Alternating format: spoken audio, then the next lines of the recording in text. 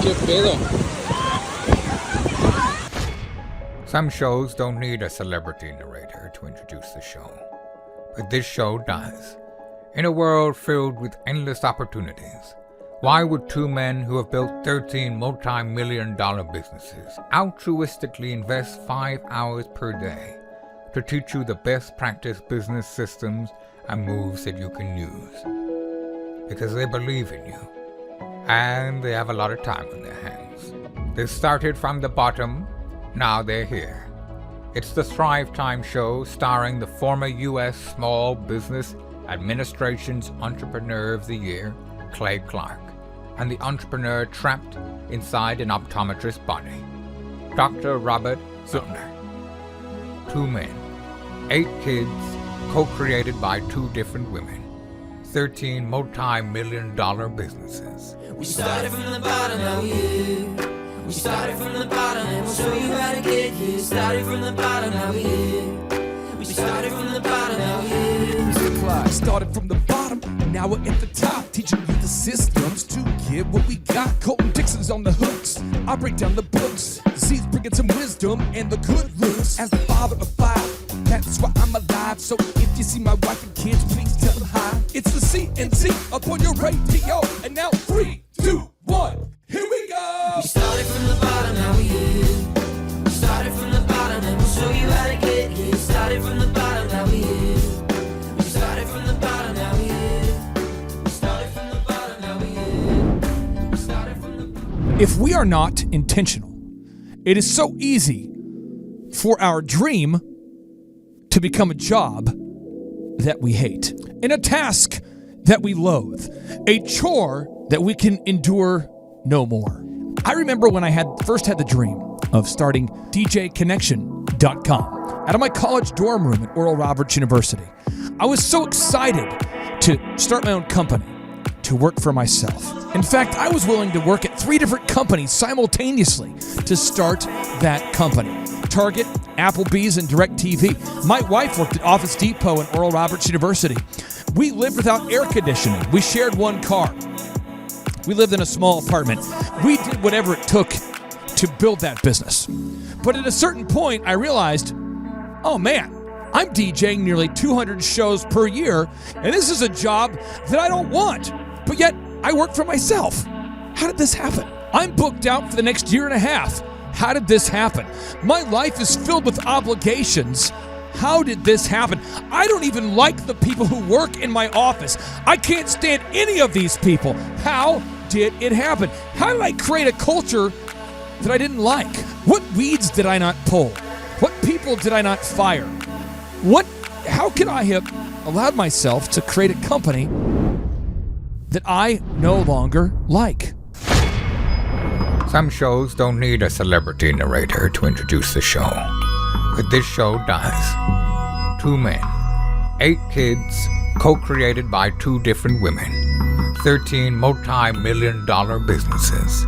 Ladies and gentlemen, welcome to the Thrivetime Show. Now, 3, 2, 1, here we go! We started from the bottom, now we're here. We started from the bottom, and we'll show you how to get here. Started from the bottom, now we're here. We started from the bottom, now we're here. We started from the bottom, now we're here.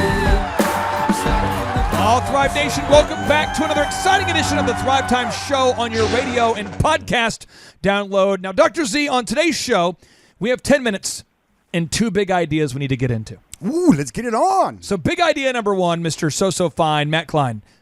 Matt Klein. Hey, Matt Klein, you're so fine. You're so fine. You're so fine. Matt Klein, you're so fine. You're so fine. You blow my mind. Matt Klein. Come on, Z. Matt Klein. Okay, sorry, we're Caucasian. We've worked on that for several weeks. And that's all we got. Apparently, it doesn't show. Okay, so here we go, Matt. It was right in sync. Yeah, it felt good. It didn't sound good, but it felt like it sounded good. I would play that. I'd rewind the tape. Put that on repeat. That's the remix. Okay, so here we go. Now, when your dream becomes a job before it becomes a dream again. Think about it. Whoa, time out. What did you just say? When your dream becomes a job. Okay. But before it becomes a dream again. So like let's say I want to start a business. Yep. I start the business. Let's say I buy a franchise. Let's say I buy an OxyFresh franchise. OxyFresh. OxyFresh. So it's clean. so fresh. Yes. It's such a great deal. Such a great deal. So then I have a job, but it's not Because you own your own business. right. So now you create your own schedule. Matt, correct me if I'm wrong. You got your own schedule. You got your own auto wrap vehicle, the new opportunity, your new territory. Yeah. And you've got, that honeymoon phase where you're excited. Can I get the shirts that have my name embroidered? Oh, you on got them? the name embroidered, Matt. You got the business cards. You've met the top franchisees in OxyFresh. You've been doing it for 5 years. Wow, this is exciting. 6 years. You're Matt. You've met. I mean, you're at this point. You've met people that have done well. You've called them on the phone to verify they're real. You're excited, but now you're Sounds alone. like it's my dream. Now you're alone in some rural community in Illinois or Michigan or Florida, whatever. Wherever. And you realize, frick, I got to get reviews. And my best friend who said he would do the company with me, he just quit. Oh, man. And now your dream became a job. Matt, help us. How do we get through that phase? Yeah, and this is I don't care if you're the best franchise in the world, you will run across this, right? I mean, whether it's really struggling with, going from one technician to two, or the fact that, it is imperative that you go have a conversation with a property manager, because that will make or break the next few months in terms of your growth. And it's exactly that, right? All the good feelings are now over, and you're looking at yourself in the mirror and saying, I have this much time in the day. What am I going to do with it? Right? Am I going to go play some golf? Golf is great. It's fun. Love it. Or am I going to work on my business, and I'm going to get it to a point where tomorrow or next year I'm going to be way, way more, growth oriented than I was yesterday or the year before. So, that honeymoon piece of it is a great expression to use, because it's just like it's like a relationship. It's like anything else. When you first get it, you've done the first step. Now you are a business owner. You have the title of business owner. That's important. That's exciting. It's good for your psyche. It gets you out the door. But sustaining that excitement and going out and having small wins through the day, whether that's going through a training session with your technicians, whether that's having a goal of talking to 5 people that day, that just having the consistency in your business will get you through that piece of the business where you do have a job, right? You need to treat it like that, because the more time you spend on it, the faster you'll grow. If you just sit there and twiddle your thumbs, you'll have to go find another job. Winston Churchill, who I realized did not own an OxyFresh, but he could have. Are you sure about that? Well, he could. We don't know. He was leading the United Kingdom in a horrible war against the Nazis, and he did win. But You think he had dirty carpets? Is that what you're saying? I'm just saying that probably wasn't a top priority for him. They said, Winston, Okay, do you want to clean the carpet? Okay, He said, I don't know. I mean, I I would like wasn't to around clean the back then. carpet, but let's beat the Germans first. But the thing is, Winston Churchill, he once said, the price of greatness is responsibility. The price of greatness is responsibility. So, Matt, I want to go through point 2, all the things that you have to be responsible for as a business owner. And I'm going to start with Z, and then, Matt, I'm going to have you one-up him. So you can kind of take notes and one-up Z, All right. okay? So That's here we go. And easy to Andrew, do. put this on the show notes. 1, you can never stop recruiting. You can never stop recruiting. 2, you can never stop advertising. 3, you can never stop training people. 4, you can never stop doing accounting. And there are many other things, too, but that's the big 4. Z, you can never stop recruiting. So you buy an OxyFresh, you start a new business, you open a new optometry clinic, whatever. Why can you never stop recruiting? Because those employees will leave on their terms whenever they want to. It's not what's convenient for you. I have a horrible story right now going on in my life. I've got a doctor that's leaving me, and my daughter's pregnant at the same time, and she's going to have a baby, my 3rd grandchild. And I went to this doctor and said, hey, can you just stay for just a couple more months? That'd be just huge in my life, just a couple more months. One more minute with us. Okay, back to you. And they said no, and I was just like, ugh. And why did they say no? Because they didn't want to. It wasn't in their best interest. And so you've always got to have the pump primed. Yeah. You've always got to be able to have the next up. I mean, there's a reason why Belichick would say next up, because he has a next up. This is a thought that is uncomfortable for somebody out there, but someone needs to hear this. My wife and I, we've had 5 kids, but we had a late-term miscarriage. And Z, I don't know about you, but typically when I have a life tragedy or something horrible happen, I typically don't get to consult with the man upstairs. I'm like, dear God, if something bad happens, and I know it may, could it happen on like a Thursday? Because I typically DJ on Saturdays. Yeah, or the Monday after the. Yeah, just give me whole a Monday would be good. Yeah. God, if we could time that, or like when my son was born and he couldn't see. Or I can go on and on tragedies, people dying in my life. My best friend, my first DJ partner guy, died in college in a car accident. These are all horrible things. And I just had this conversation with somebody about a year ago, and they said, I can't run my business this month because my wife had a miscarriage. And I need to be with her. And I'm like, dude, I care as a human. Like you, me, we let's go have a beer. Let's hang out. Let's hug. I care. But you as like a business owner, you can't put the sign up on the door as a chiropractor. This is the guy in Dallas, chiropractor. You can't put a sign up that says, I'm out of business. You can't do it. You can't. He had a membership-based model, chiropractic care, and this is the words he said to me, Matt, and tell me if you've ever heard something like this. They go, well, man, I didn't buy this to buy a job. I bought this to have like time freedom. Have you ever heard that kind of thing, Matt? I hear it before, present, after. It's a big, big thing, and I think it's just a frame of mind. You got to kind of get out of that. Don't think of a job and a business. Just think of being successful. What do you need to do? Right? If today means you need to go out and talk to people, go out and talk to people, because there's certainly competitors that are doing that. So yeah, you're right. I mean, if you consider owning a business and doing something for your business a job, then absolutely, you just bought yourself a job. Right? If you think you're going to buy something and sit there and do nothing, then you must be pretty rich, because you just bought yourself an investment business, which is extremely hard. And you also have a job that's managing the people running the business, which also could be way, way harder than just running your own business. And I've read a lot of books about people that are very, very successful. And I remember J. Paul Getty reading his book. And Z, you remind me of J. Paul Getty in a great many ways. Have you read about J. Paul Getty? Sure, of course. There's many attributes of him that are very, very favorable, very similar to you. He was a guy who is easy for him to make decisions at a certain point in his career. Like, if he had capable lieutenants, he could make the decision. But he also didn't like mindless distractions. So he moved all the way to Europe, even though all of his business dealings were in the Middle East and America, but he's like, I'm going to Europe.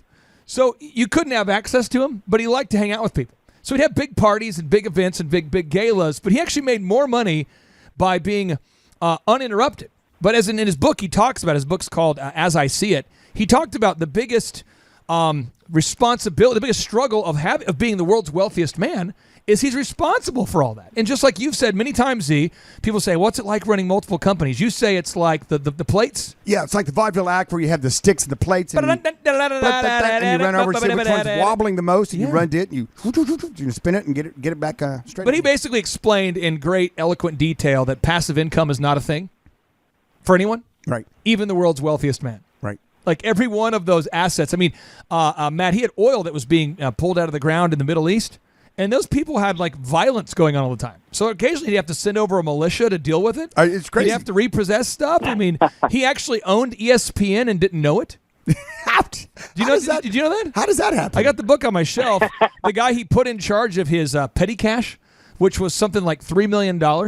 He could spend up to $3 million a month or something without asking.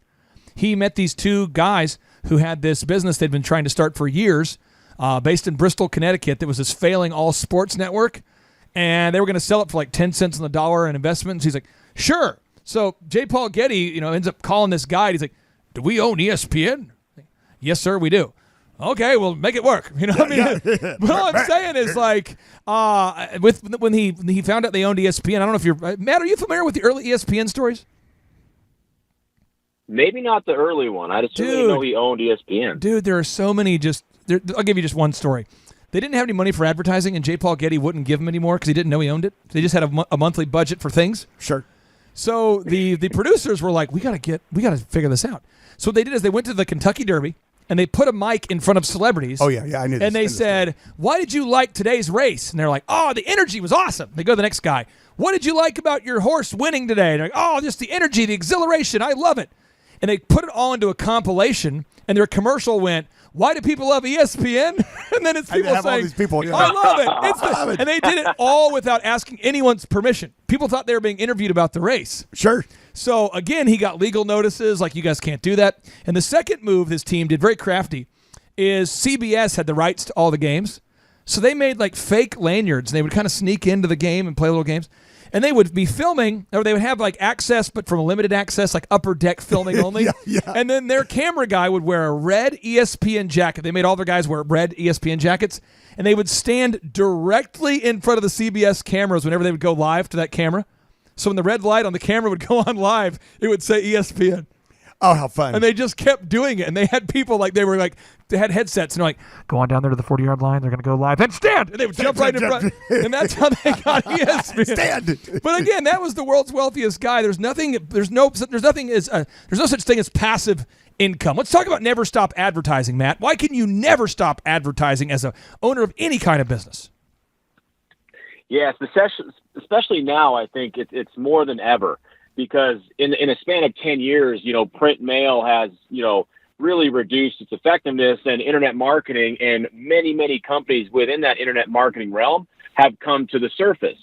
So if you don't understand what's going on, that's one big problem. If you don't have the resources and the ability to take advantage of those through setting up platforms and being able to have relationships with those companies, that's a whole nother problem, right? So being able to not only have the budget set there and know it's going to come back in a return for you, that scares a lot of people. I don't want to spend that much money. Well, but you want to make this much. So, everything's relative. So you're either going to spend money or you're going to spend time in growing your business. We want you to do both so that you can really grow faster and more efficient than the next guy. But when you look at all these types of things, the budget should always be there, and it should almost sometimes be increasing. That doesn't mean your marketing ROIs shouldn't go down. They should go up.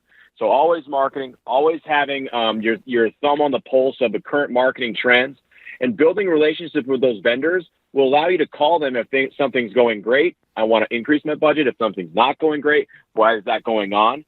So just pushing play and letting it go is not enough anymore. You want to be able to have a relationship, know who your people are that can help you with that specific marketing campaign, and continually trend up and be able to push the button on things that aren't working and try new things. That's a big one. Trying new things will always help you grow, because if you're an early adopter of something, you can very, very much take advantage of a huge market. People are usually late adopters to marketing. So if you can always stay atop of that, you'll be able to grow pretty efficiently, consistently. Dr. Zellner, let's move on to this next area that you can never stop doing. Let's talk about accounting for a second. Why can you never just abdicate accounting and just say, well, whatever. My accountant handles it. No big deal. Got money in the bank. Who Dude, cares? what's going to happen to your tax situation if you do that? It'd be bad. And one thing in that organization called IRS, Fascinating people. They're great people. They're super people. We love the people. Oh, yeah. Every now and then they'll want to do an audit on your business. When you get a signed letter from it, it's awesome. I frame those usually. I do too. Yeah. They're the best. By the way, I thought about it, and I figured that if I continue to pay the taxes I'm paying every year, in 30 years, I will have paid for one warhead that was used, like one solid missile, the ballistic missiles. Yeah. Not like a nuke, but a solid, nice, solid. Hey, listen, don't kid yourself. If your income's going to continue to increase, so maybe you can afford a nuke. Yeah, this just that maybe my tax dollars could buy a really nice nuke. That's okay. Back to you, Zane. Back to you. Just thoughts. Just thoughts. Little Midwestern boy, a dream. You got a dream. Well, the thing about it is what's so great about accounting is it is your guide rails for your business. When you look at your profit and loss statements every month, i.e., which is your accounting, and it lets you know where you stand month to month, quarter to quarter, year to year. And that's very important for you to know if the decisions you're making, if you're trying something new, like Matt Superfine Klein said, if you're trying something new, you go, oh, wow, I see a trend now. I'm going to continue to do that, or now I'm going to change gears and do something else. And so it helps let you guide your business, number one. Number two, it keeps you out of trouble with the IRS, which, trust me, you don't want to be in trouble with the IRS. No, you want to. I'm not kidding about this for all the listeners out there. It is so important that you stay on top of your taxes and you always pay what is owed. If anything, I'd pay a little extra if you're not sure. I totally disagree with the idea of fighting with the IRS because how does that always turn out? They've got a gun and you have like a pocket knife. It's not really a fair fight. I'm not saying you can't sneak up on them in a pocket knife and get someone. Gotcha. But typically, I'd rather have the gun or the tank in that fight. Now somebody says, I wanted the rest of the story. The guy who is running J. Paul Getty's fund, his name is Stuart Evie. Stewart Evey, E-V-E-Y, the former chairman of ESPN. The guys who started ESPN, it was Bill Rasmussen, along with his son, Scott Rasmussen. They started the company in 1979, and they did not make a profit for what other things weren't disclosed until they became a public thing. Many believe it's like 13 to 14 years. Right. So ESPN, was unbelievable. If you want to read the story, it's called Creating an Empire. Put it on the show notes there because, Andrew, this book is a fascinating read for anybody who feels like, man, my business is crazy. No, that's crazy. That's crazy. That's crazy. Running ESPN with no marketing budget, that is crazy. Now, the next area you can never stop doing is training, Matt. You can never stop training people. Why can you not ever stop? Why can you never stop training people? Yeah, that's a pretty big one because, people get comfortable. If there's not consistent training, they'll fall behind, right? Letting them know not only what they're doing on a daily basis is important, but how that impacts the business, their paycheck, being up to date on new trends in terms of, for us at least, cleaning systems, processes, right? And you can do a lot of that through reporting. So you can train and keep training people because of their productivity and your ability to understand how they're producing and what their customers are saying about them. Or you can just have consistent training that's already scheduled, and you don't have to rely on customers and their feedback. You just know everyone's always trained consistently. So keeps everyone on their toes, make sure they're doing what they need to be doing, make sure there's a complete confidence level in that technician and how they're going about their day, right? If they're confident in their job, they're doing the right things, they're going to be able to get those reviews at a much higher level than if they go in and they're trying to figure out maybe if they did a good job or not. So consistent training is going to be a huge piece of any business. Z, I have a question I'd like to ask you, and I certainly don't expect you to be a marriage counselor, but this question was asked at the conference by somebody who couldn't ask you directly, and I said, I'm going to ask you. This was the question. They're saying, hey, I get that I might have to work 6 or 7 days a week. Okay, got it. To get my startup off the ground. They didn't buy an OxyFresh. It's not a franchise. It's a startup business. And they go, I get it, but I don't think my spouse gets it. And I'm going, okay, your spouse doesn't get it, but you get it?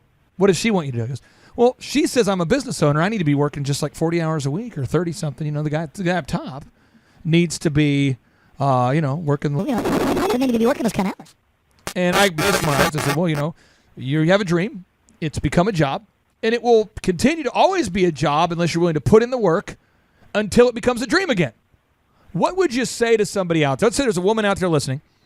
And she owns the company, and her husband just doesn't understand the idea of the sacrifices and the trade-offs, or vice versa. In this case, it was a woman who didn't see the purpose of the trade-offs and sacrifices that he wanted to make. At least that's what I heard. So, what advice would you have for this person? A song comes to mind, and then I'll explain why the song comes to mind. Yeah, it's skyrockets in flight. Afternoon delight. And why a rocket came into my mind is because the analogy of starting a business is like launching a rocket into outer space. It takes a lot of energy, a lot of work, a lot of fuel. In fact, most of the rocket is just the engine to get it up into orbit. But once you get it up into orbit, spouse, I would say to my spouse then, once it's up into orbit, then it takes less time. It takes less effort. It takes less fuel to maneuver that little bad boy around once you get up into orbit. So early on, it's all hands on deck, and you need to have that talk before you buy the OxyFresh franchise. You need to have, everybody needs to be on the same page. But I'm going to tell everybody out there, you've also got to listen to your spouse because you have to give them the ability to say, hey, honey. Hey, dude. I forgot what you look like. Would you mind stopping by the house tonight? Remember where we lived when we had kids. Hey, dude, come home. Matt Klein. We have more songs in store, but we're short on time here. So I want to ask you, for anybody out there who says, I would like to look into buying an OxyFresh because I have a dream. And I don't mind if it becomes a job. And if it's only $57,000 to get into the game, that's cool because I hate my current job. I want to take my current job, transmute that into a business that I own. I want to turn I have a big dream, and I'm willing for it to become a job and then become a dream again. Matt, what are the steps to getting a hold of So Fine Matt Klein? Yep. So when you guys are ready to, take that step into looking into a business that may fit your needs and your goals, go on, fill out the form. Once you do that, we'll get your information. We'll reach out, set up an intro call, start learning about you and what you're looking to accomplish, areas of the country you're looking to service potentially. We'll start getting into the details of the business, go through all the financial piece in terms of operational side of the business.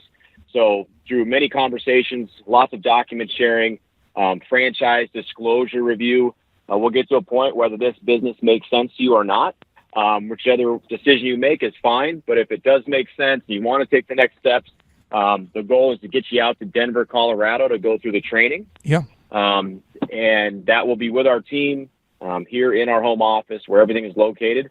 And from there, if it makes sense, then you become a franchise. So in lesser words, that's the process, but we'll take it through one step at a time. Go to thrivetimeshow.com/oxyfresh. That's thrivetimeshow.com/oxyfresh to learn more. And Z, I'm going to cue this audio for you before we have to go. Are you ready? Yes. Gonna find my baby, gonna hold her tight, gonna grab some afternoon delight. My motto's always been when it's right, it's right. Why wait until the middle of a cold, dark night when everything's a little clearer in the light of day? And we know the night is always gonna be here anyway.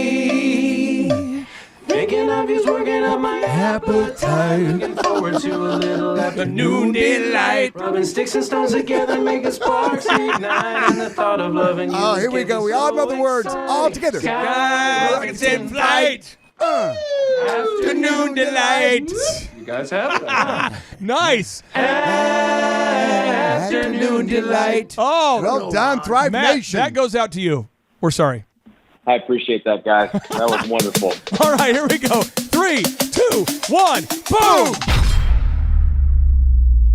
If you have yet to attend an in-person Thrivetime Show workshop, I would encourage you to do so by booking your tickets today. Just go to thrivetimeshow.com. That's thrivetimeshow.com.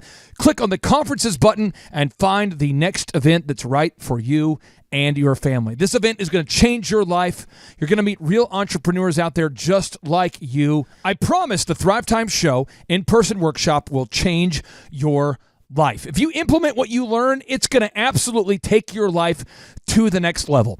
And if you don't believe me, just do some research on YouTube. We have over 1,000 objective video reviews from real people who've attended the real in-person Thrivetime Show workshop. We also have over 1,000 reviews on iTunes, and we also have over 500 reviews on Google. Just read the reviews, book your tickets. We'll see you at our next in-person Thrivetime Show workshop.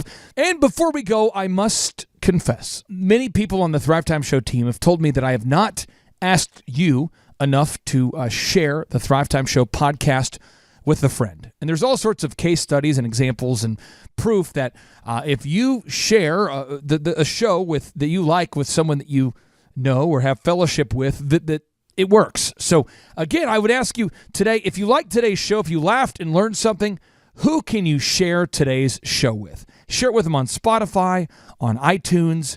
Just share a link on Instagram or Facebook, maybe Twitter, because I sincerely believe that the Thrivetime Show has the power and the capacity to change somebody's life. Our mission is to mentor millions, and that includes you and the friends that you know.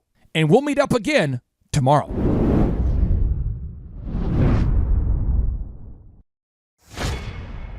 My name's Nick Holman. I'm with Holman's Custom Cabinets.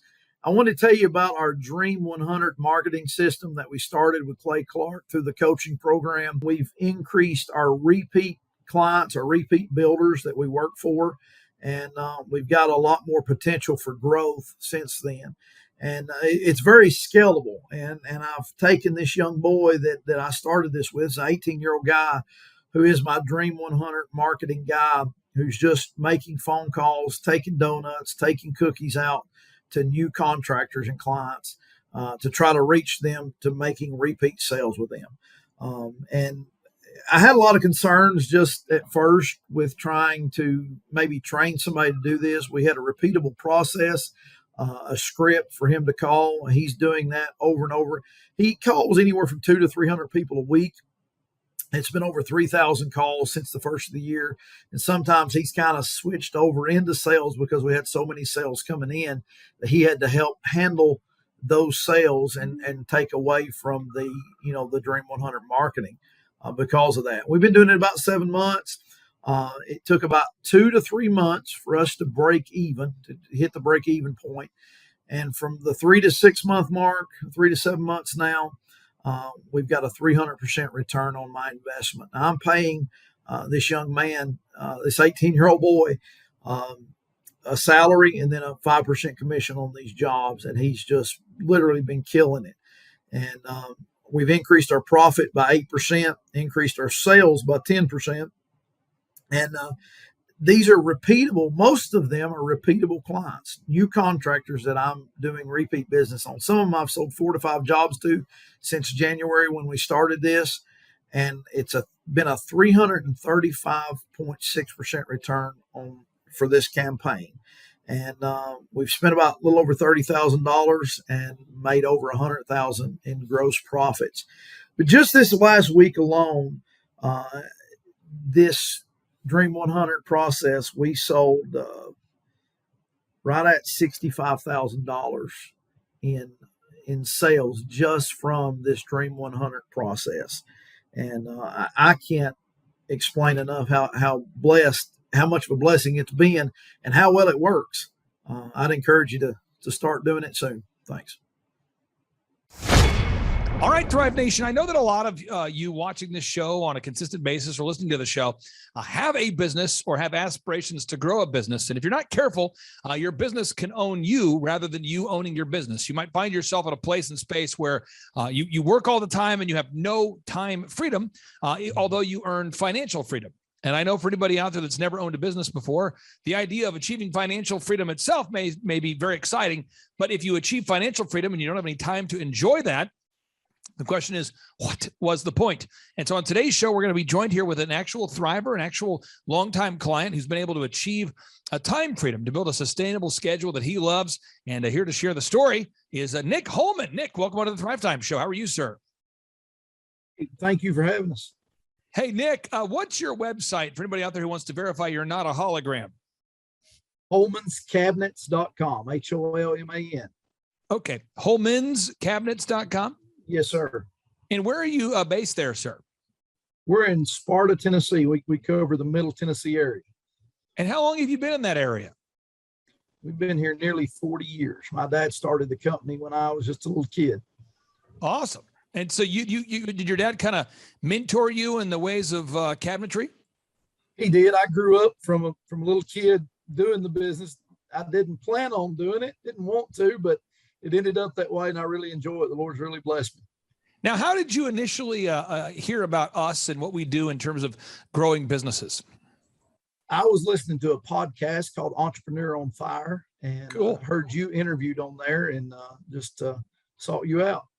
Well, one thing that we've had a pleasure of working with you on and so we've enjoyed is we here at the Thrivetime Show, we call them diligent doers is who we work with. People that frankly are hardworking and all they want to know is, what do I need to do? The best way I would describe it, or kind of analogous way, would be if you're going to the grocery store, we've all been to the grocery store where there's somebody at the store who has no intention of buying anything. We've all been to the mall where we've seen somebody who doesn't want to buy anything. They're just hanging out. And there's a lot of people that kind of view entrepreneurship like that. They're wantrepreneurs. And there's other people that actually are entrepreneurs. They actually implement. We call those diligent doers. And Sean's had the pleasure of working with you. Oh, yeah. And Sean, so tell listeners out there, what kind of big improvements have you and Nick worked together to implement within the company HolmansCabinets.com? Yeah. So I've actually had the pleasure of working with Nick for several months here, but he has worked with several different consultants in our program. Yep. So by the time I got to him, I'm just going, hey man, what is your biggest limiting factor factor. And at the time he's saying, I'm pretty close to this ideal schedule, but there's about 15 hours on my schedule of stuff that I don't feel like I can delegate, but I'm kind of stuck there.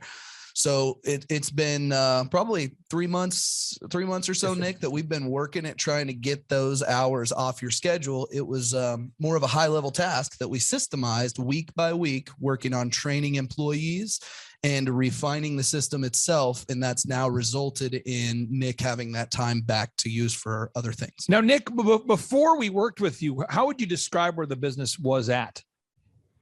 I was all over the place, very, very busy. I worked about 80 to 90 hours a week, never home, running, doing jobs, working late at night at home with my laptop, drawing cabinet jobs, quoting cabinet jobs, and just really had no free time whatsoever.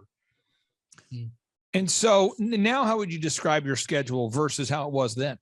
A little bit laid back. I've even found myself bored a time or two, and that doesn't last long. I've always can find something to do, but I'm looking at other business ventures, which I'm into different things and excited about that, and have a little bit more time with my family. Of course, I love that free time. I've got 4 children the Lord's blessed me with, and some time to do ministry work that God's allowed me to do. And all of this is because of my Lord and Savior, Jesus Christ. But I just thank him. Thank y'all for the time that I've gotten back to be able to do that. And it just frees up so much time, the time freedom. I don't really need it financially, but the time is invaluable. So if you could describe for anybody out there that's listening, what was the process like that we've kind of guided you through? What are some of the improvements that you've made in the business? Well, the first thing y'all did, of course, was the website, and you started encouraging me to get Google reviews. We're the highest rated cabinet shop in the state of Tennessee now. Come on now. And it's just been a blessing to see people call and they say, well, I said, how do you find us? Well, we seen your reviews. They're just unbelievable. The video reviews. And then also me training, I guess the last few months is hiring and training new people. I did not think that I could ever get anyone to replace a lot of what I was doing in measuring and learning all the different options of cabinets, appliances, the different ins and outs on different houses, different ins and outs of different cabinet options, with whether it was custom or prefab or semi-custom. All of those different things, I didn't think I could train anyone, and it's been possible to do that. And now I've got 2 guys that are doing that. It's just really relieved a lot of my time. The hiring, the group interviews, doing that has really been helpful. Delegating and being able to train and writing down a process of how they can go through and learn what I'm doing, and it answers a lot of their questions before they ever have to ask me. With what we've written down, I can't think of the term of it right now, the schedule and how they're to do that. It's just made it so much easier. So let's talk about the branding for a second. When we first started working with you, did you already have a website in place, or did our team have to help you with that? Or we did have a website. We redesigned it. And made it much more Google canonical, where Google could read it better. And of course, the reviews and all of that, and y'all are writing on the back of it all the time. And it's been a lot more profitable when people look up our website all over Nashville now, even in that we're almost 2 hours away. Yeah. People call us all the time from Nashville, Brentwood, Franklin. And then even in our areas, it's constant because of our website. And before we started working with you, how many web leads would you get maybe in a given month versus how many are you getting now? I'll look up off the top of my head. I don't know, but I know that, I don't know, we're getting on average 8 to 10 a week now. I probably got 1 to 2 a week before. So maybe 4 or 5 times more leads. Yeah. Yes, it's become, I was looking at the tracking sheet before we hopped on here, and it's actually this year, 34% of all of your leads have come from that. So that's a significant amount. Yeah. Now, what we try to do on the Thrivetime show is for anybody out there that goes to thrivetimeshow.com and you click on the testimonials button, no exaggeration. I'm just going to show this here. We have over 2,000 client success stories on video. So if you go back and watch some of these people, you'll go, wow, that was 10 years ago. Wow, that was 5 years ago. Wow, that was 6 years ago. And the reason why we do that is it inspires confidence, and potential buyers, somebody watching this show today might go, well, you know what? This seems credible. The second is we want to build the faith of an entrepreneur, not in a religious sense, in a biblical sense, but the faith that they can do it.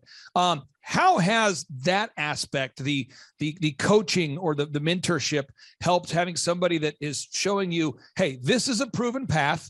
We've done it before.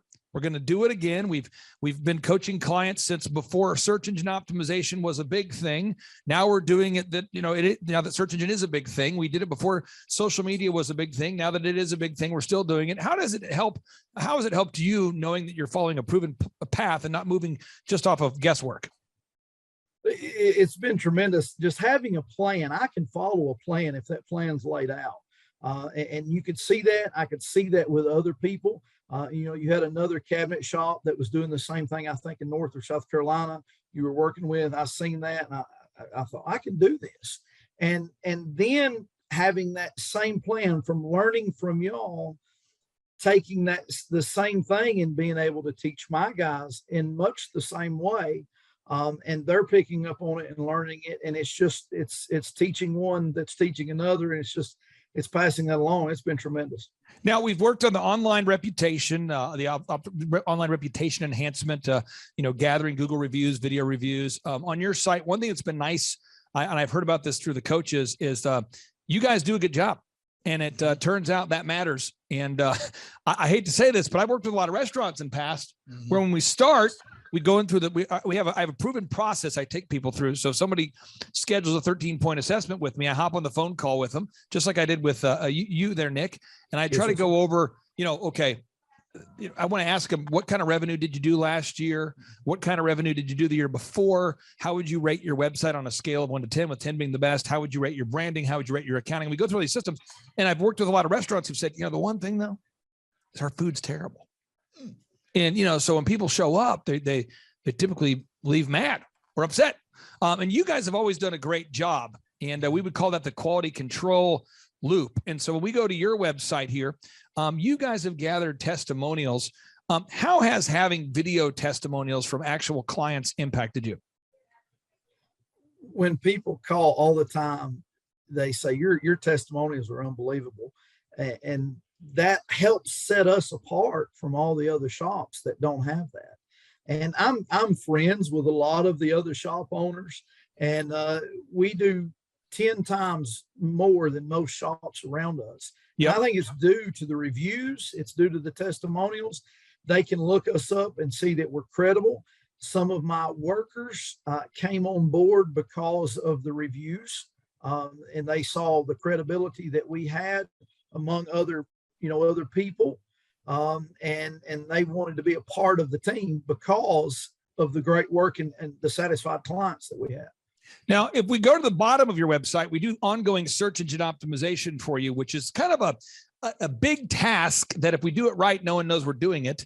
It's kind of like pulling the weeds in a garden. I see so many inspired patriots. They say, Clay, I planted a garden. I was so inspired by your wife.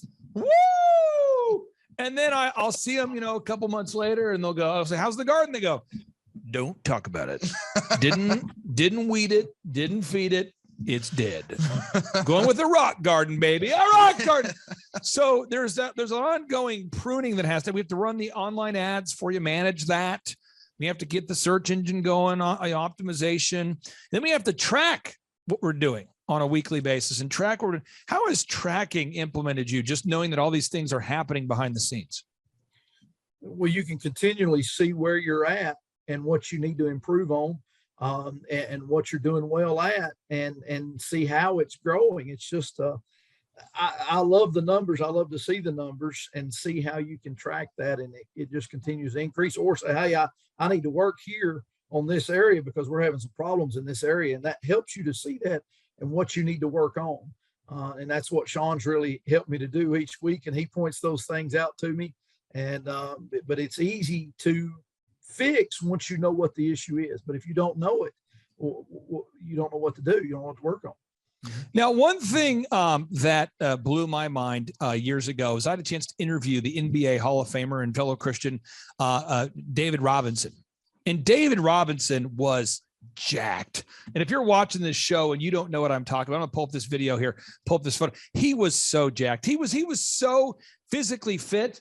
And do you remember this? You see this? If you Google David Robinson jacked, David Robinson just jacked. I mean, this guy just he was huge.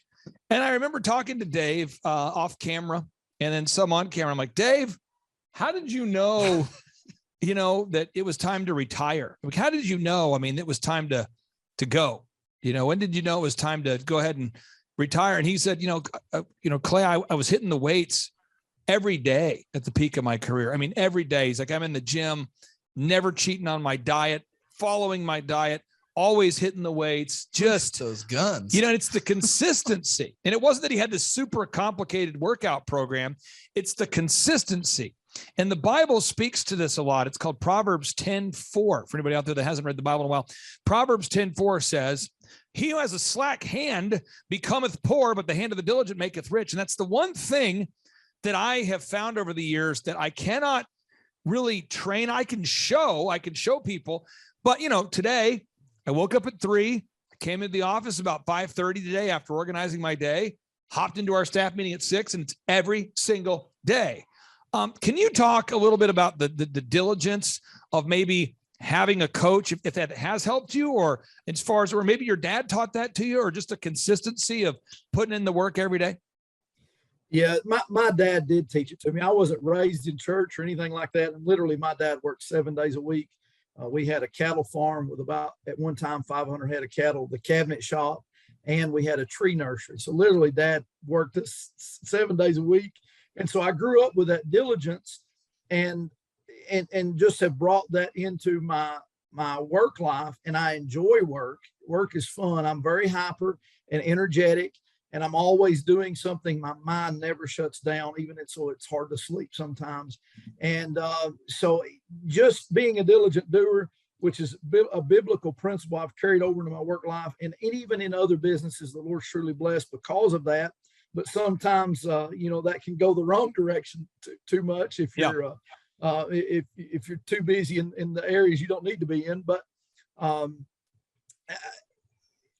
all of this helps to organize that and to free up some time where you're not too involved in that. And I've been told all my life, you don't have to spend so much time in work, and you can balance that out. Well, this has helped me balance that out, because there was no way I could have kept going the way I was and it ever worked out. It's freed up so much of my time and allowed me to have really a more balanced life, to be more biblical in my life as a husband and as a father, as a Christian, as a church member. It's helped me to balance my life in every area. So it could be safe to say you're getting 5 times more leads and working 5 times less? Yes, sir. I mean, that's pretty powerful. That's a pretty powerful success story.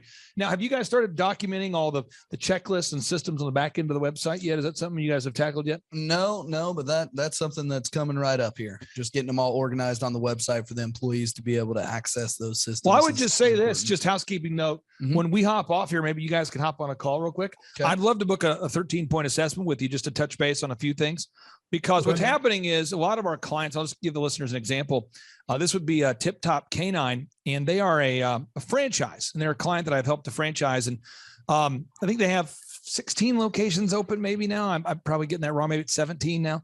But they're all over the country. They've got different locations on the Tip Tops. And one of the things that has to happen is as the company begins to grow, it's, we have to come up with a system to organize the systems. To organize all the documents so that everybody can find them. Mm-hmm. And there's so many core documents they've made over the years. And it's like, we've got to be able to find those quickly. If someone's looking for the system for how to train a German Shepherd, or how to write up an employee, or how to find the core values document, or how to find the goal sheets, or how to find the insurance processes, or the intake checklist, or the boot camp checklist, or the closing progression, or the sales manual, we have all those documents organized in one place, and that really does help. And so we get off, I'd love to book a time. Yeah. So you and I can hop on a call, and we'll talk about kind of phase 2.0 as we take you from time freedom to maybe opening up multiple locations or scaling or whatever it is that you want to do. But thank you for carving out time for us today. Sure. And for anybody out there that's listening who's contemplating scheduling a free consultation by going to thrivetimeshow.com/EOFire. That's thrivetimeshow.com/EOFire, or thinking about coming to one of our in-person business workshops. What would you say to them?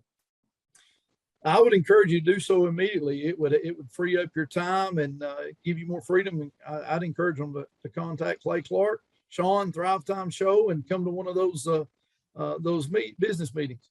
And I will say this too, housekeeping note, a final note here. Our consulting at $1,700 a month. So everybody out there listening saying, what do you guys charge? It's $1,700 a month, 1,700 per month. It's all month to month. And we have business conferences, and we have VIP tickets and general admission tickets, and we make it affordable for everybody. And we have scholarship tickets so everybody can afford to go. Thank you so much for carving out time here. I really do appreciate you. Thank you. And we'll talk to you soon. Take care, brother. Yes, sir. Thanks. Great job. You have questions? America's #1 business coach has answers. It's your Broda from Minnesota. Here's another edition of Ask Clay Anything on the Thrivetime Business Coach Radio Show.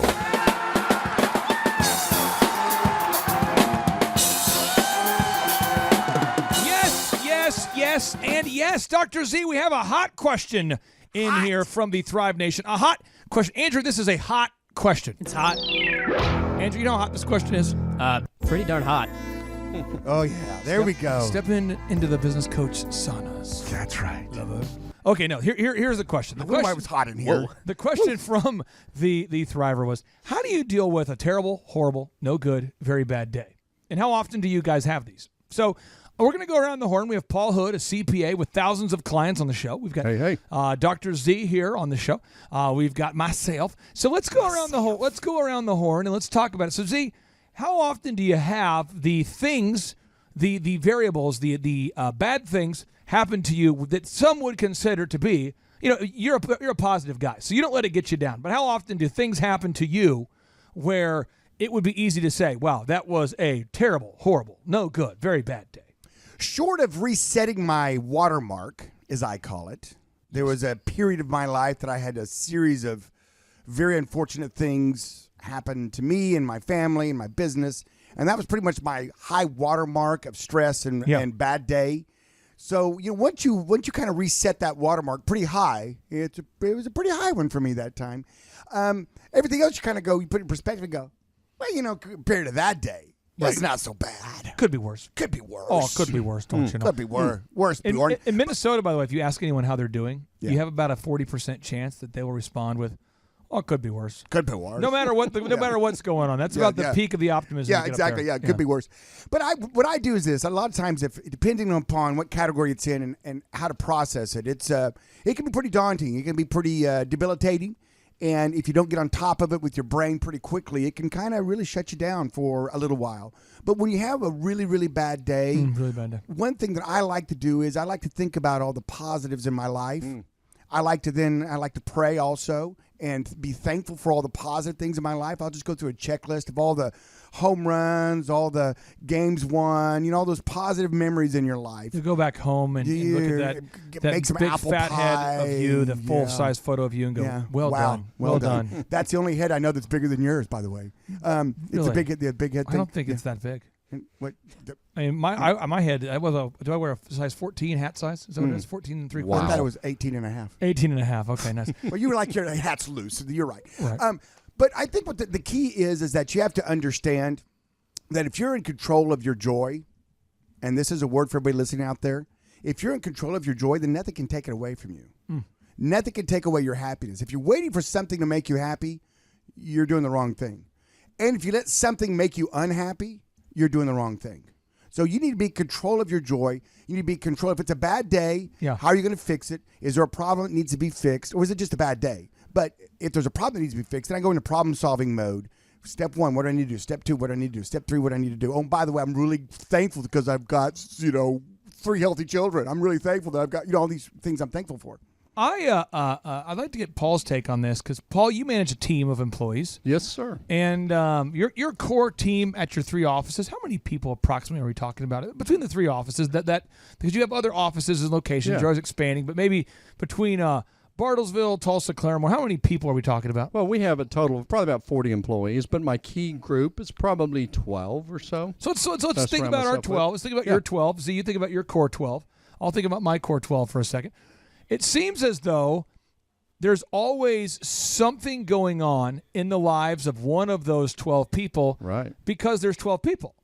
There's so many people. There's always something. Now, Z, with the team of like 50, there's usually 2 or 3 bad things happening every day between those 50. Unfortunately, and with thousands of customers, there seems to be usually, if you have 1,000 customers that you provide service for a month, if you're awesome, you have like a 1 or 3% complaint rate. So think about that. Elephant in the room, Paul. We have 4,000 members. And Z, if we make a mistake with somebody's hair, even only 2% of the time, that's 80 bona fide complaints a month. Sure. So we had a guy shadow me from Minnesota, and I remember him saying this. He goes, "How many complaints do you get a day?" Did he say it could have been worse? Well, this is really funny. He goes, "How many do you get a day?" And I said, "Like 3." He goes, 3? I said, "Yeah. I mean, they only get to me if they're like next level." But he goes, "Just for that business?" And I said, "Yeah." He's like, "So you get like how many complaints, a month?" I said, do the math. Dozens. I mean, you know what I mean? And you start, but he goes, "I don't think I could handle that." And it was very good for him to like know that he emotionally could. And I said, "Why not?" He goes, it bothers me. Like if I get a bad review, it'll bother me for like a month. Which is unfortunate. So I want to ask you this, Paul, with your clients, you do your best to serve your clients. I know you want to do your best. But if, for whatever reason, like our haircut business, we make a mistake 2% of the time, or if there's a misunderstanding or whatever, how do you process that when a customer is frustrated? How do you emotionally and mentally process it when your business, occasionally misses the mark like my business does, and I think any business does? Well, Clay, just like anything, you have to separate real issues with fake issues. You have a family member die. That's something that there's not a lot of positive that comes out of that. But most business issues or complaints or bad things, really what I try to do is embrace that and accept that and appreciate that as a learning experience. Because, if you've got an issue, it's kind of like, let's say you're driving down the road and you have your family in the car, and the car starts sputtering and everything, and you can get really upset. But the reality is maybe that sputtering helps save you from having a wreck. And so the way I look at things is I try to find the positive in it, and I try not to get real upset and just try to say, well, this is something that's strengthening of my team. It's a learning opportunity. It's an opportunity to fix something. I'm a registered investment advisor and a personal financial specialist, and I get audited every year by, a government entity or whatever. And I embrace that, because if I'm not doing something to the best of our abilities or missing something, I want to know. I don't think and so if I've got a client that complains, and honestly, and I don't say this to be mean, 2/3 of the complaints are really not valid.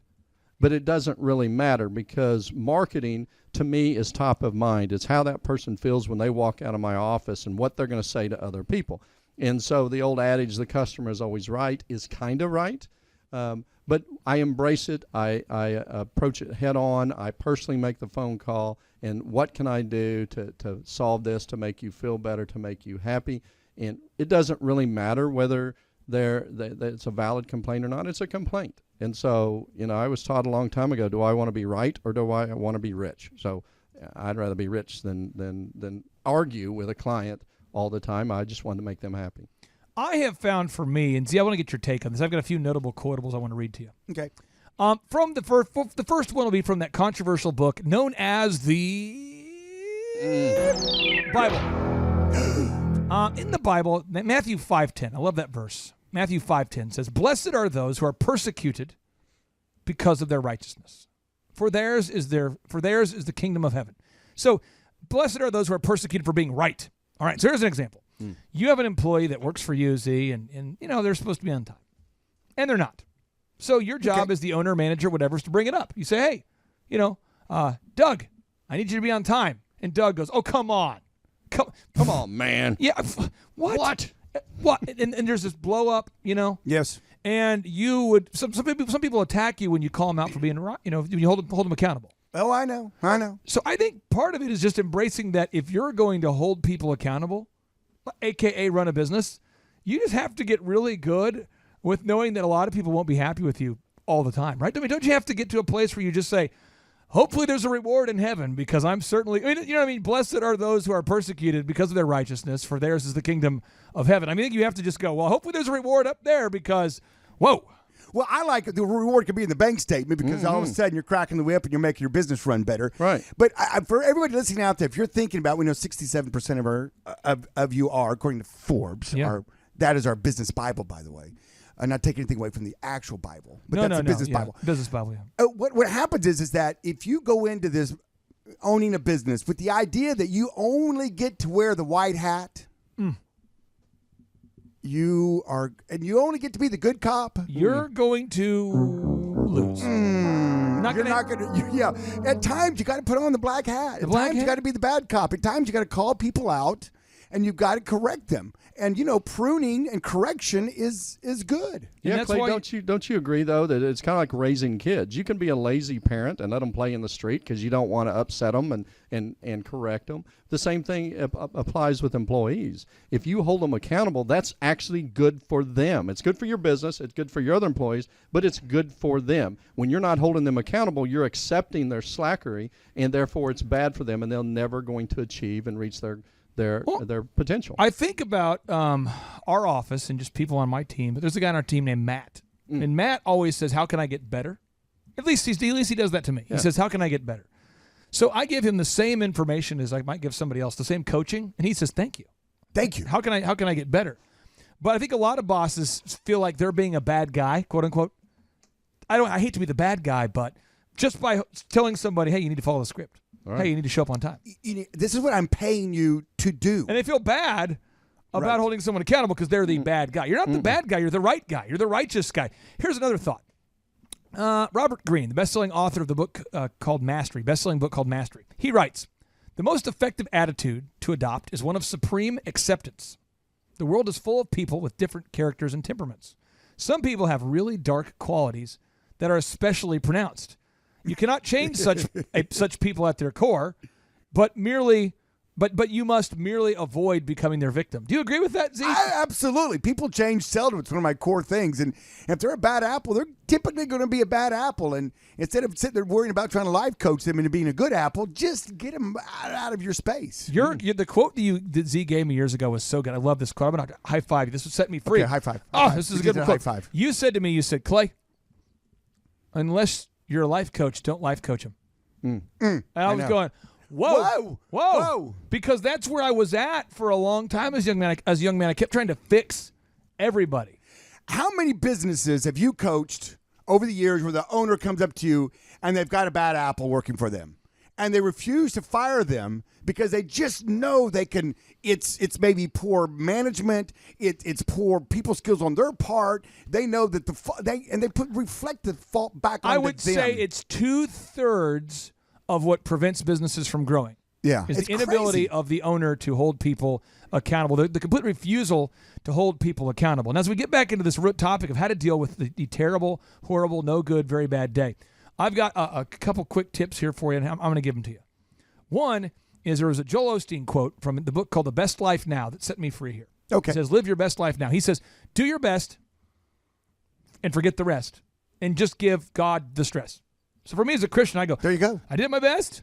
Okay, God, if you want me to be like going through this whole Job phase of my life right now, if this is like some teaching part of the Bible where I'm getting punished or something, let that happen. If not, whatever. But I used to, once I just realized you do your best and forget the rest, that helped me a lot. Probably because it rhymed.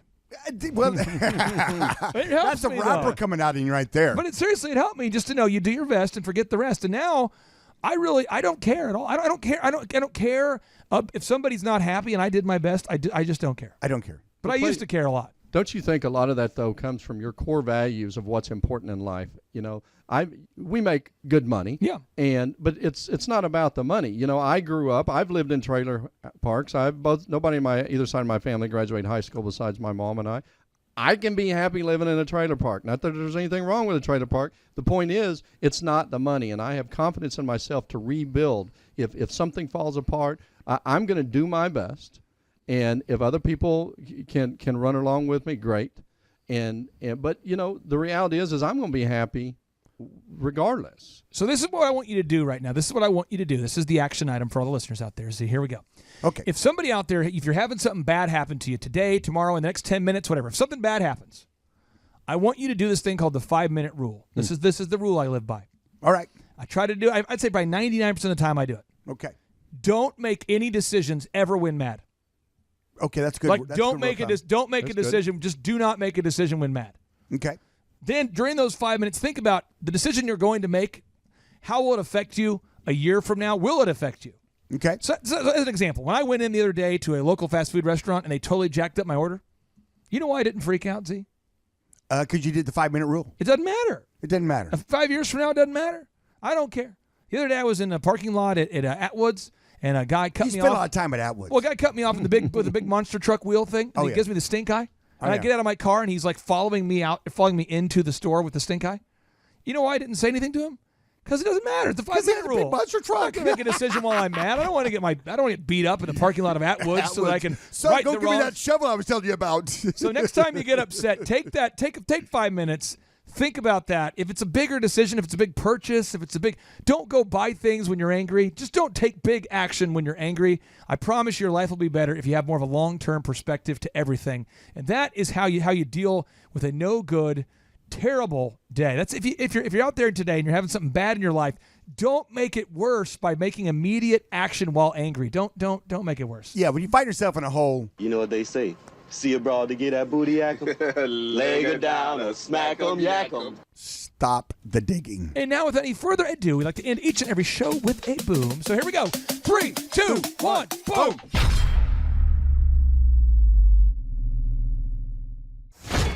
JT, do you know what time it is? 4:10. It's Tebow time in Tulsa, Jerusalem, baby. Tim Tebow is coming to Tulsa, Oklahoma. Whoa. During the month of Christmas, December 5th and 6th, 2024, Tim Tebow is coming to Tulsa, Oklahoma in the 2-day interactive Thrivetime Show Business Growth Workshop. Yes, folks, put it in your calendar. This December, the month of Christmas, December 5th and 6th, Tim Tebow is coming to Tulsa, Oklahoma in the Thrivetime Show 2-day interactive business growth workshop. Whoa. We've been doing business conferences here since 2005. I've been hosting business conferences since 2005. What year were you born? 1995. Dude, I've been hosting business conferences since you were 10 years old. And a lot of people, have followed Tim Tebow's football career on the field and off the field. And off the field, the guy's been just as successful as he has been on the field. Now, the big question is, JT, how does he do it? Well, they're going to have to come and find out because I don't know. Well, I'm just saying, Tim Tebow's going to teach us how he organizes his day, how he organizes his life, how he's proactive with his faith, his family, his finances. He's going to walk us through his mindset that he brings into the gym, into business. It is going to be a blasty blast in Tulsa, Jerusalem. Folks, I'm telling you, if you want to learn branding, you want to learn marketing, you want to learn search engine optimization, you want to learn social media marketing, that's what we teach at the Thrivetime Show 2-day interactive workshop. If you want to learn accounting, you want to learn sales systems, you want to learn how to build a linear workflow, you want to learn how to franchise your business, that is what we teach at the 2-day interactive Thrivetime Show business workshop. Over the years, we've had the opportunity to feature Michael Levine, the PR consultant of choice for Nike, for Prince, for Michael Jackson. We've had the top PR consultant in the history of the planet has spoken at the Thrivetime Show workshops. We've had Jill Donovan, the founder of RusticCuff.com, a company that creates apparel worn by celebrities all throughout the world. Jill Donovan, the founder of RusticCuff.com, has spoken at the 2-day interactive Thrivetime Show business workshops. We have the man who's responsible for turning around Harley Davidson, a man by the name of Ken Schmidt. He has spoken at the Thrivetime Show 2-day interactive business workshops. Folks, I'm telling you, these events are going to teach you what you need to know to start and grow a successful business. And the way we price the events, the way we do these events, is you can pay $250 for a ticket or whatever price that you can afford. What? Yes, we've designed these events to be affordable for you, and we want to see you live and in person at the 2-day interactive December 5th and 6th Thrivetime Show Business Workshop. Everything that you need to succeed will be taught at the 2-day interactive Thrivetime Show Business Workshop, December 5th and 6th in Tulsa, Oklahoma. And the way we do these events is we teach for 30 minutes, and then we open it up for a question and answer session. so that wonderful people like you can have your questions answered. Yes, we teach for 30 minutes, and then we open it up for a 15-minute question and answer session. It's interactive. It's 2 days. It's in Tulsa, Oklahoma. We've been doing these events since 2005, and I'm telling you, folks, it's going to blow your mind. Yes, ladies and gentlemen, the Thrivetime Show 2-day interactive business workshop is America's highest rated and most reviewed business workshop. See the thousands of video testimonials from real people just like you who've been able to build multi-million-dollar companies. Watch those testimonials today at thrivetimeshow.com. Simply by clicking on the testimonials button right there at thrivetimeshow.com, you're going to see thousands of people just like you who've been able to go from just surviving to thriving. Whoa. Each and every day, we're going to add more and more speakers to this all-star lineup, but I encourage everybody out there today, get those tickets today. Go to thrivetimeshow.com. Again, that's thrivetimeshow.com. And some people might be saying, well, how do I do it? What do I do? How does it work?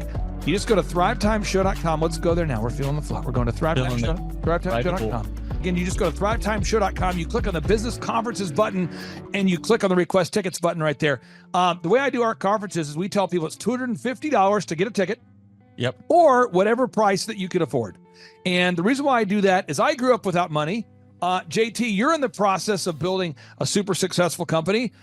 Did you start out with $1 million in the bank account? No, I did not. Nope, did not get any loans, nothing like that. Did not get an inheritance from parents or anything like that. I had to work for it, and I'm super grateful. I came to a business conference. That's actually how I met you, met Peter Taunton. I met all these people. So if you're out there today and you want to come to our workshop, again, you just got to go to thrivetimeshow.com. You might say, well, who's speaking? We already covered that. You might say, where's it going to be? It's going to be in Tulsa, Jerusalem, Oklahoma. And so it says Tulsa, Jerusalem.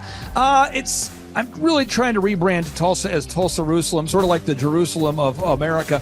But if you type in Thrivetime Show and Jinx, you can get a sneak peek or a look at our office facility. This is what it looks like. This is where you're headed. It's going to be a blasty blast. You can look inside, see the facility. We're going to have hundreds of entrepreneurs here. It is going to be packed. Now, for this particular event, folks, the seating is always limited because my facility isn't a limitless convention center. You're coming to my actual home office, and so it's going to be packed. You're going to come. I'm talking to you. You can just get your tickets right now at thrivetimeshow.com. And again, you can name your price. We tell people it's $250 or whatever price you can afford. And we do have some select VIP tickets, which gives you an access to meet some of the speakers and those sorts of things. And those tickets are $500. It's a 2-day interactive business workshop, over 20 hours of business training. We're going to give you a copy of my newest book, The Millionaire's Guide to Becoming Sustainably Rich. You're going to leave with a workbook. You're going to leave with everything you need to know to start and grow a super successful company. It's practical, it's actionable, and it's Tebow time right here in Tulsa, Jerusalem. Get those tickets today at thrivetimeshow.com. Again, that's thrivetimeshow.com. Hello, I'm Michael Levine, and I'm talking to you right now from the center of Hollywood, California, where I have represented over the last 35 years 58 Academy Award winners, 34 Grammy Award winners, 43 New York Times bestsellers. I've represented a lot of major stars, and I've worked with a lot of major companies. And I think I've learned a few things about what makes them work and what makes them not work. Now, why would a man living in Hollywood, California, in the beautiful sunny weather of LA, come to Tulsa? Because last year I did it, and it was damn exciting. Clay Clark has put together an exceptional presentation, really life-changing, and I'm looking forward to seeing you then. I'm Michael Levine. I'll see you in Tulsa. Thrivetime Show 2-day interactive business workshops are the world's highest rated and most reviewed business workshops because we teach you what you need to know to grow. You can learn the proven 13-point business systems that Dr. Zellner and I have used over and over to start and grow successful companies. I mean, we get into the specific steps on what you need to do to optimize your website. We're going to teach you how to fix your conversion rate. We're going to teach you how to do a social media marketing campaign that works. How do you raise capital?